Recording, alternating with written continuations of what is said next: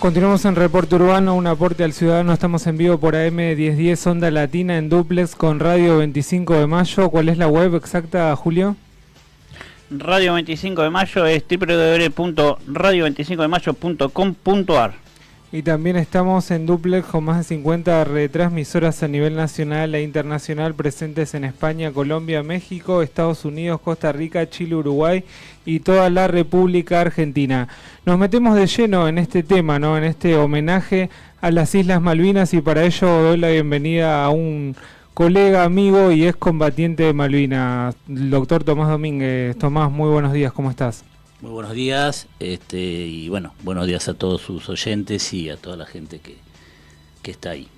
Bien, nos estamos, digamos como que ya has tenido bastantes entrevistas en relación a las Islas Malvinas. Nosotros hemos hecho comunicaciones ya en otras oportunidades, y me gustaría comenzar esta entrevista preguntándote sobre estos 42 años, ¿no? Imagino que a medida que avanza el tiempo, uno se pone a reflexionar de distintas formas, de distinta manera, y es por ello que ¿qué representan estos 42 años de haber ido allá a las Islas Malvinas? Bueno, a medida que pasa el tiempo, es como que se agranda, crece el sentimiento, ¿no? Con respecto a los recuerdos, a la nostalgia, a la historia. Saltan todas historias que por ahí hace 40 años no las querías recordar o no te venían a la cabeza, y creo particularmente, por lo menos es lo que me pasa. Pensé, cuando vinimos de las islas, fue como un impas. Empezaron a pasar los años, no nos daban bola, digamos, a nivel nacional, hasta que, bueno, después empezaron todas las campañas para los reconocimientos, etcétera. Y a medida que fue pasando el tiempo, pensaba, como te dije, personalmente, que lo tenía superado. Compañeros míos y camaradas de combate coinciden conmigo también, que pensábamos que lo teníamos superado, pero es como que cada año que pasa, no sé si nos vamos poniendo obviamente más viejos. Teníamos 20 años cuando fuimos, ahora rondamos la clase 62, por lo menos que fue la mía, los 61 años para 62, y bueno, tal vez eso, que nos volvamos más viejos, nos agarra mucho más, nos pega mucho más fuerte.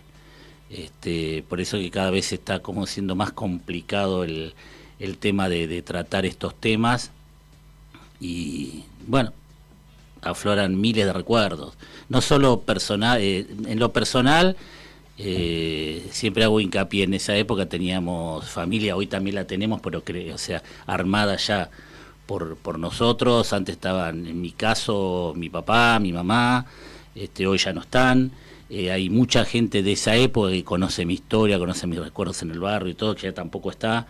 O sea, es que parece que se fuera lo que se va diluyendo en el tiempo adentro de uno, pega cada vez más fuerte.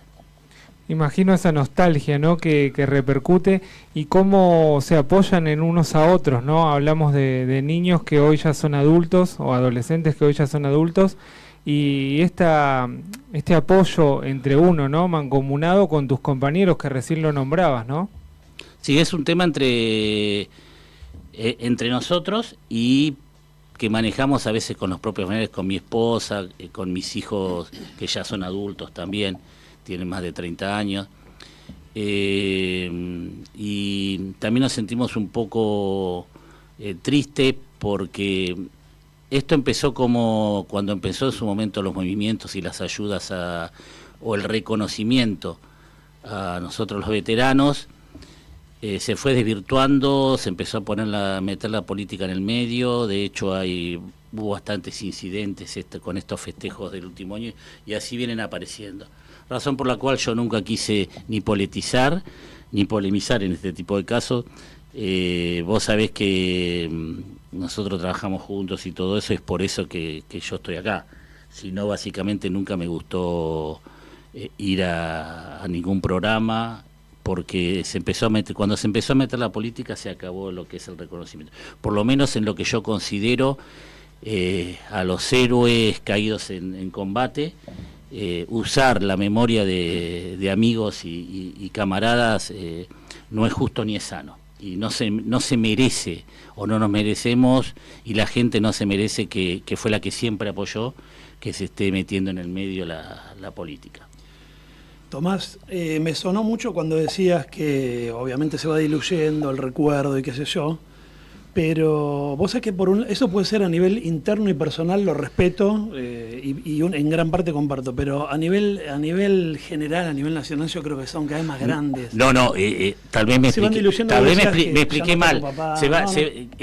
Claro, en lo personal me refiero a que los que vivieron esa época con nosotros, ya la mayoría no está, queda poca gente realmente, o sea, si bien no somos añejos, viejos y todo eso, pero la gente cambia de camino, se muda, hay gente, bueno, lamentablemente que ya no que falleció y todo eso, entonces como que el que yo hablaba con mi papá o con un compañero mío que inclusive falleció hace un año y que había combatido conmigo, eso se va apagando, ese dolor, esa nostalgia de ese recuerdo me refiero. En realidad, y creo que lo mencioné, el único apoyo y lo único que siempre, dentro de todas las cosas que se dicen del pueblo argentino, siempre fue la gente la que siempre estuvo al lado de nosotros.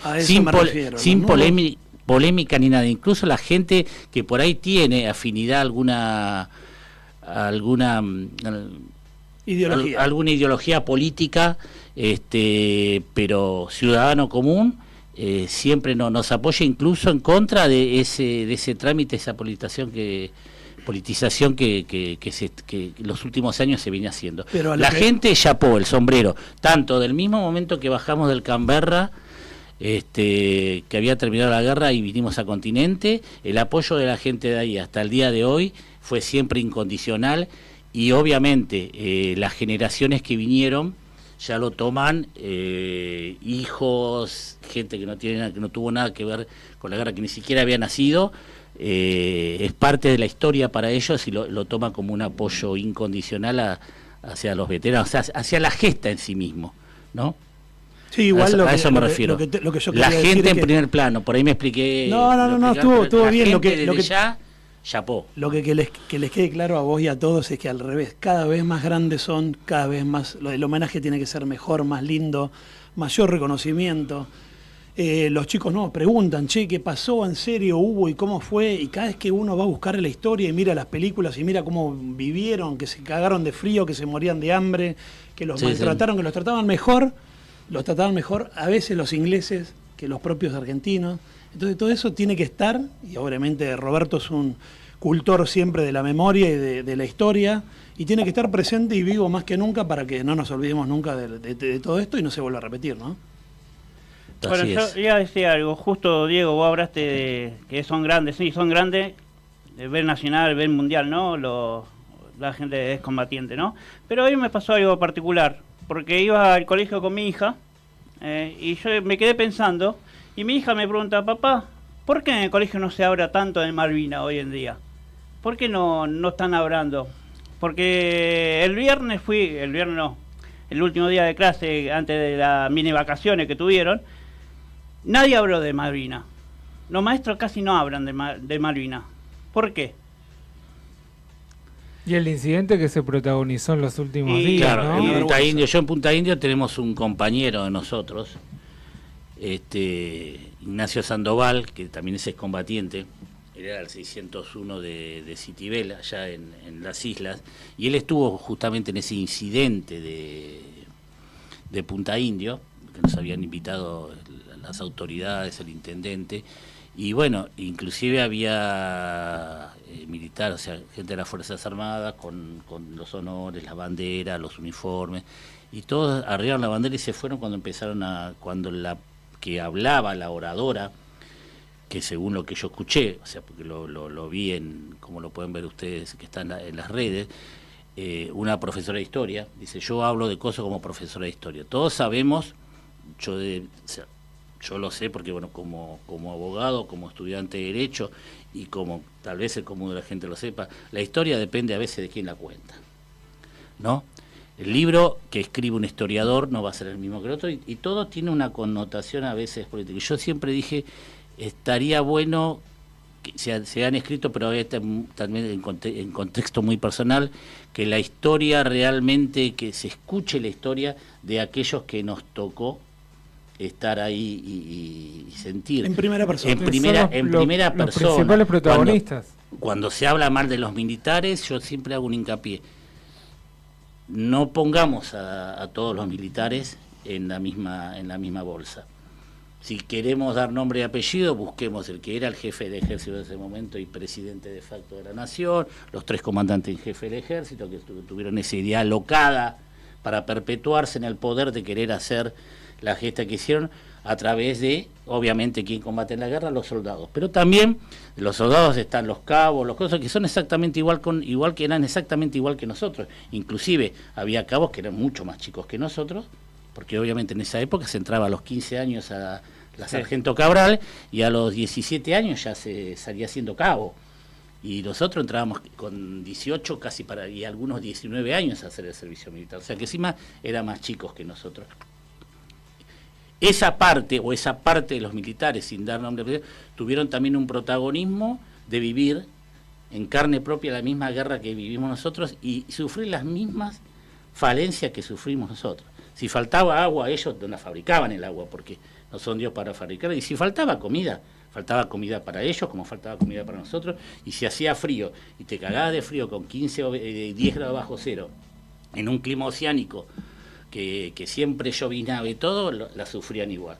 Después empezás a ver por ahí, de grado más alto para arriba, que por ahí, o sea, que estaban en un lugar más tranquilo, más cosas, y dirigían la guerra desde los papeles y decían vayan para allá. Es fácil decir, vayan para allá, vayan a atacar acá o vayan a hacer... Sí, pero de la boca para afuera lo decía, alguien tiene que conducir, perfecto, pero dentro del contexto que tenés que conducir o llevar adelante una tropa a la guerra, tenés que ver los pros y los contras que tenés en eso. No es decir, bueno, vamos, yo tengo la orden, sí, las órdenes hay que cumplirlas militarmente, hay una cadena de mando, es vertical y hay que cumplirla. Y nosotros como soldados debíamos cumplirla. Pero la lógica te diría, y mirá, estamos con pocos pertrechos, estamos con poco armamento y tenemos que, nos está diciendo, depende, coronel, tenemos que ir a buscar allá donde, mirá, hay todo un batallón, hay 200 soldados ingleses ahí, somos 10, ¿qué me estás pidiendo? ¿Qué me estás pidiendo? Y vos decís, no es un tema de miedo, a veces tuviste que hacerlo, tuviste que combatir, pero porque no te quedaba otra, porque te encontraste en fuego cruzado, porque te atacó el enemigo y bueno, el mecanismo de defensa es tratar de repeler para poder salvar la vida. No pretendas con 10 ir contra 200 porque no hay lógica en un combate que es de cuerpo a cuerpo, llamando de tiradores entre tiradores. Si vos me decís, bueno, tenés 10 misiles y tirás 10 misiles, los barrés a todos, es una cosa. En esa época no existía eso. Había misiles, pero no es lo que uno puede ver en una guerra convencional ahora, que se trata y que se maneja todo con drones, y etcétera, etcétera. Entonces, por eso, como empecé el diálogo, dentro de las Fuerzas Armadas hay que también, yo me saco el sombrero a aquellos que estuvieron oficiales y suboficiales que estuvieron con nosotros, y de la otra parte. Por ahí, si inclinás la balanza, tenés un 40% que puedo hablar bien de los militares, y el otro 60% tiene mucho que desear. Y hay chicos que estuvieron en otros regimientos. Yo estuve en el 7 de Infantería de La Plata. Es el regimiento que se apostó en Montelondo, que fue el último bastión antes de que puedas bajar a Colina y entrar al puerto argentino. Y ahí se combatieron los últimos 2 días, pero como te dije, cuerpo a cuerpo, a nivel de tiradores y todo eso, pero totalmente superados en número y en armamento. Y este regimiento, por lo menos con sus oficiales y todo eso, yo lo digo a punto de pasar, yo no tuve problemas ni de que nos estaquearan o que se comieran la comida, nos dejaran de comer, no existió eso. Si no comíamos y tuvimos 15 días sin comer, estuvimos 15 días sin comer todo. Cabo, sargento, vamos a decir, sí, el capitán, bueno, el capitán por ahí bajaba con allí, se iba abajo y comía. Estoy hablando de aquellos que estaban casi en un plano de igualdad y que nos diferenciaba una jineta, como se decía en esa época, o una estrella. Pero sí sé que ha habido regimientos por camaradas con los que hemos hablado, que bueno, lamentablemente han tomado represalias contra sus propia tropa, ¿no? Que los han estaqueado todo por ir y afanarte, no sé. Un pedazo de pan. Sí, o va a traer una oveja. Lo dejo como reflexión, ¿no? Esto que venimos hablando en este segundo bloque. Perdón, y si vos sabemos que no está bien, pero la guerra es otro contexto. No está bien robar, no está bien cosas, no vayan a socar porque eso no es la gente privada y todo eso. Pero había hambre. Y es muy jodido tener hambre. Y no hablo el hambre de decir como un día y dos no, y bueno, y no me justifico, otra vez está acá, podés ir a buscar, a ver dónde laburar. Había hambre, entonces si uno se robaba una oveja, se robó una oveja en algún momento, no lo tomábamos como robar, era para comer, y no era que uno era egoísta y comía, eso por ahí se repartía entre 100, que te ligabas era algo que tenía. Por eso, en todo caso, lo que tengas que hacer, si que merece una sanción, hacerlo bueno. De una vez que terminamos la guerra, vemos cómo lo encaramos, si es que estamos vivos. Pero no ir a atacar a un soldado con una temperatura de 10 grados, porque ese tipo lo necesitas para que combata. ¿Y qué te queda? Si yo voy como oficial, y ahí va la otra parte del ejército que yo hablo, si yo voy como oficial a dar una orden, vamos a atacar a este tipo, porque eso no se hace todo. Ese tipo cuando empieza el combate, ese tipo es un enemigo más tuyo, que te va a aplaudir o te va a cubrir o te va a salvar la vida.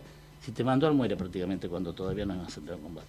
Esas cosas es lo que empezás el recuerdo y querés.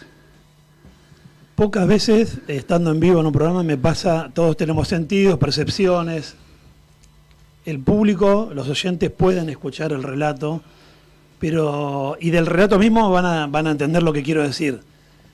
La emoción que está, no solo teniendo él, sino que nos está contagiando acá, es impresionante, por lo menos lo digo por mí, y ustedes ven cómo le sube la temperatura, el recuerdo, porque todavía de adentro está y por momentos puede hasta estar en la vivencia de ir recordando todo lo que pasó. Es tremendo, así que le agradezco compartirlo conmigo y con todos, obviamente los que estamos acá y los oyentes, porque la verdad que es un honor escucharlo. Y esta reflexión que pensábamos, ¿no? Y que venimos hablando en este segundo bloque, que tiene que ver con esto de que no hay nada mejor que los propios protagonistas de la historia cuenten cómo fueron los hechos, ¿no? La realidad de estos hechos, y no aquellos maestros o historiadores que han investigado y han recolectado diferentes investigaciones, una realidad parcial, ¿no? Por eso es importante esto del homenaje y de tenerlos en primera persona, aquellos que fueron protagonistas y que vivieron el día a día allí en las islas, ¿no? Y este interés político